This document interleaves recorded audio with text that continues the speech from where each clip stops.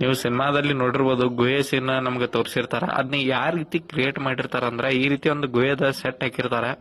ಅಲ್ಲಿ ಶೂಟಿಂಗ್ ಮಾಡಿದ್ಮೇಲೆ ಅದನ್ನ ಎಡಿಟ್ ಮಾಡ್ಬೇಕಾರ ಅವ್ರಿಗೆ ಯಾವ ಪ್ಲೇಸ್ ಬೇಕು ಆ ಗುಹೆನ ಹಾಕಿ ನಮ್ಗ ಸಿನಿಮಾದಲ್ಲಿ ತೋರಿಸ್ತಾರ.